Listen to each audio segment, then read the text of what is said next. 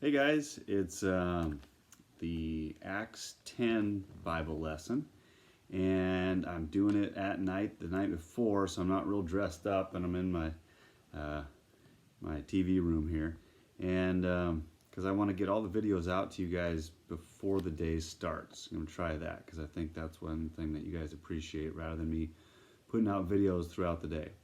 So let's get to it. The last verse in Acts 9 says Peter stayed in Joppa for some time with a tanner named Simon. Well, Peter's name is actually Simon Peter. But he stays with a tanner. Now, a tanner is someone who deals with animal skins, which is highly unclean in the Jewish community.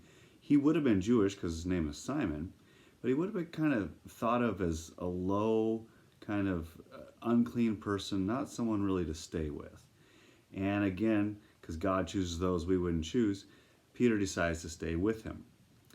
And then while he's there, some things happen. We go to chapter 10, Cornelius calls for Peter. So Cornelius is in Caesarea, and Peter's in Joppa. And let's take a quick look at that a minute. If I look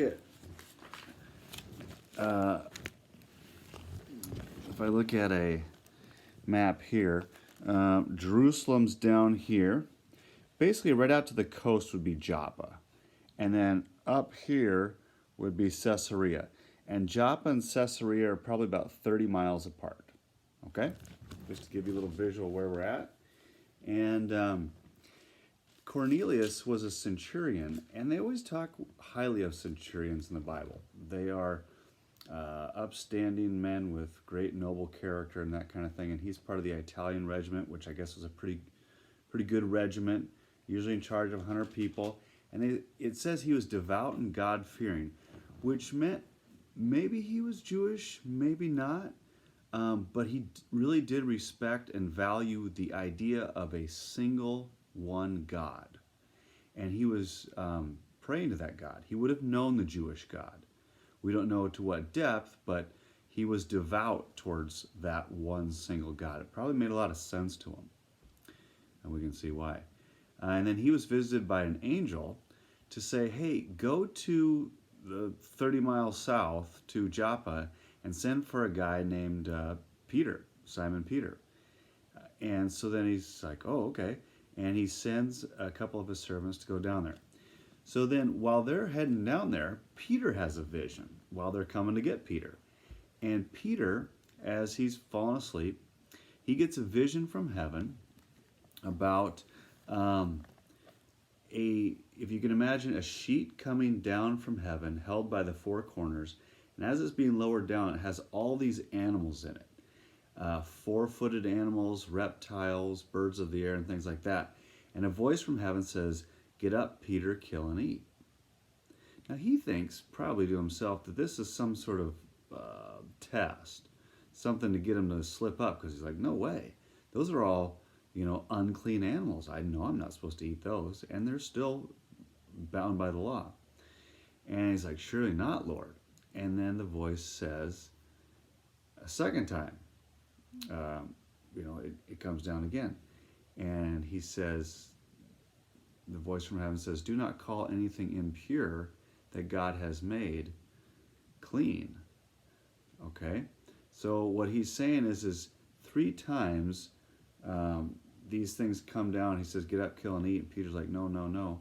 And God says, hey, don't call my stuff that I've made clean impure anymore. And it's really interesting because Peter wakes up thinking, what in the world just happened? And as he wakes up, there's a knocking at the door. The guys that are there to get him are there. And they're like, hey, we got our centurion boss says, hey, we need to come pick you up and bring you up. We want to hear more about you. And it's not till Peter's on his way walking this 30 miles that he starts to put it together. And he's like, oh, I get it. Well, this is a whole sign, a series of dreams that are telling me that these Gentiles, these Samaritans, these Hellenistic people used to be unclean, but now God's made them clean. And so Peter is already willing and open to stay with people who are unclean, like the tanner, Well, he gets invited into Cornelius' house, and Cornelius' house is a place where he actually shouldn't go. He could knock on the door and stay outside and talk to him, but to go in was making himself unclean. To spend time with them was making himself unclean. To eat with them was making himself unclean, and then to stay overnight would be making himself unclean. But all these people, I think it's such a dear, sweet vision to think. This Cornelius, this mighty centurion, when Peter shows up, he just falls to his knees. He would never have done that for anybody but Caesar. And he just desperately wants to hear the words from Peter. And Peter goes inside, and he's got all of his family and everybody he knows in there just waiting with bated breath just to hear the word from Peter. They're so wrapped up in, and they're like sponges. They just want to suck it all in. And if you compare that to the Jews who first got the word from Jesus, who resisted it on every turn, it was quite a transition to go to people who just wanted it so badly. Talk about the easiest time you could ever have of spreading the word. People are just begging you for it. And so Peter goes in, he talks to them about it and all that kind of stuff. And he's like, God, you know what? I had this vision. Now it's come clear to me. And then he goes in and testifies all about Jesus and so on, and they just totally eat it up. And they baptize a bunch of them.